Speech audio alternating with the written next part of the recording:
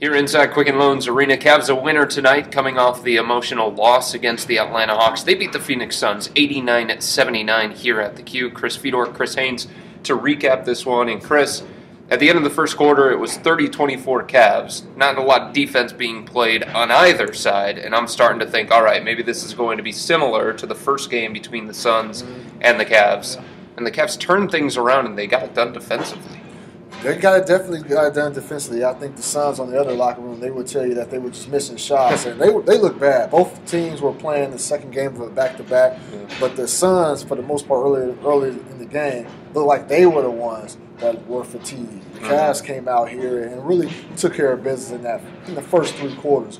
We all see what happened in the fourth quarter, but at the end of the day, I think they would all say a win is a win. Yeah, and I think the Cavs were happy about that, but at the same time, I sensed a little bit of frustration from the players and head coach David Blatt. He went to his bench in the fourth quarter. It's a 28-point lead going into the fourth quarter, and he's thinking, all right, I can rest LeBron, Kevin Love, Kyrie, don't have to bring these guys in for the rest of the night. Didn't turn out that way because the second unit didn't do its job. Yeah, and it's tough when you have a game plan and you putting your starters down, having them sit in the fourth quarter. That's when the players, they getting their ice and they're getting ready. Getting their mind prepared for what they're going to do. Later tonight. Then to finally go back in there when you're going against a team, the Suns that were coming back, they got the momentum. Their blood is flowing. So now LeBron will have to come in stiff, and we all see Kevin Love. He's been laboring for the last 3-4 games for him to come in and try to be effective. It was tough, and they only scored 9 points in the fourth quarter. That was really bad, even though it was under those type of circumstances. But hey, they got the W. You mentioned it. The stretch that they're in right now. 8th game in the last 13 days, 4th game in the last 5 days. Yeah. They're against quality opponents as well. LeBron has said before that he doesn't believe this team is playoff ready yet. He said that the other night. When do you think they are going to be playoff ready? I don't think they're going to be playoff ready until the playoffs hit. No player or coach is going to admit that they're ready for the playoffs right now. The Cavs are playing some of the best basketball during this 25-game stretch. And you can say, they're ready for the playoffs. But, you could look at Black, when we ask Black those questions, he gets that smile on his face. And he's like, well, we still got some things to improve. He's just trying to hold it back. He knows this team is ready for the playoffs right now. They're ready. I mean, what is these last games going to do? Because they can fall. They can these last couple of games. Then what are we going to say? So, that's something every team will say once they get to the playoffs. Every team will say, yeah, we're ready. With a win tonight, Cavs 89-79 against the Phoenix Suns. They move up to the number 3 spot in the Eastern Conference. Cavs led in scoring tonight by Timofey Mozgov. Second highest scoring game for him since coming to the Cavs. 19 points, but the question that everybody wants to know, Chris, and nobody is getting an answer to, why in the world is Timofey Mozgov not playing in fourth quarters? Well, Black thought he was playing in the fourth quarter. No, he seriously did. He was asked the question, why is Timofey Mozgov not playing in the fourth? And Black responded, well, he did play in the fourth tonight, didn't he? No, he didn't. No. He ended the game with 25 minutes. After 3 quarters, he had 25 minutes. So that means he didn't register any minutes in that final quarter. Yep. So, but to answer your question, he's not giving us an answer.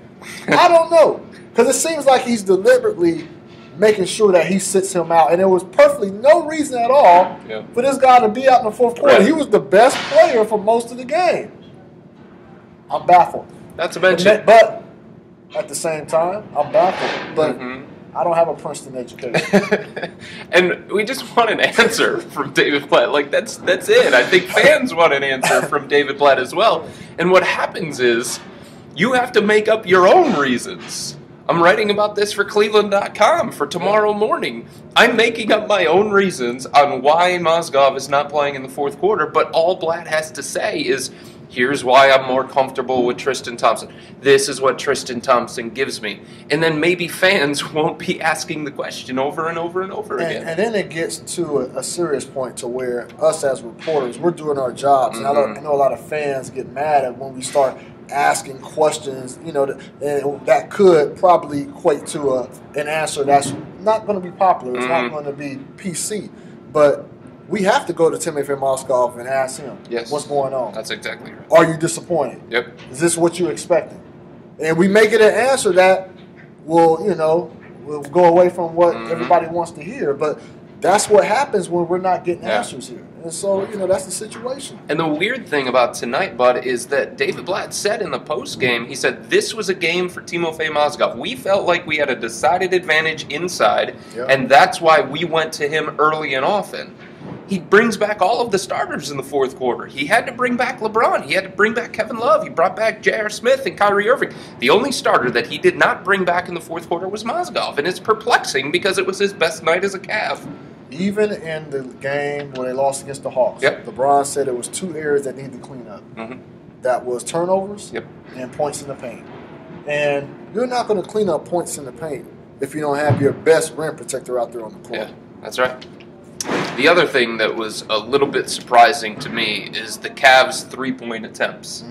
Against Atlanta last night, they take 38 three-point attempts. Against Houston on Sunday, they took 40. They're averaging the second most three-point attempts since January 15th, since the two trades. They've kind of changed their style a little bit. But it was, I guess I didn't feel like it was a coincidence that they only took 20 tonight, a night after David Blatt talked about how many three-pointers they've been taking lately. And it helped that they played a sorry Suns defense out there, and that gave them little resistance because they went out there and they were the first couple of steps they were by the opponent and able to get into the paint. So that definitely helped. When you have a defense that's staying in front of you, getting around pick and rolls on the pick and pops, that's when players start to tend to shoot the outside ball because they feel like, I don't want to exert too much energy trying to get around this guy, get around the defense. They didn't have that problem tonight. So getting to the bucket is going to eliminate some three-point attempts.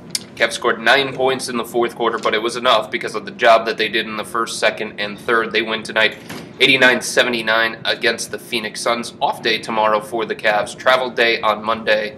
Dallas Mavericks, San Antonio Spurs. The tough stretch for the Cavs continues. But once again, the Cavs win tonight. They move up to number 3 in the Eastern Conference after the win. For Chris Haynes, I'm Chris Fedor. Good night from the Q.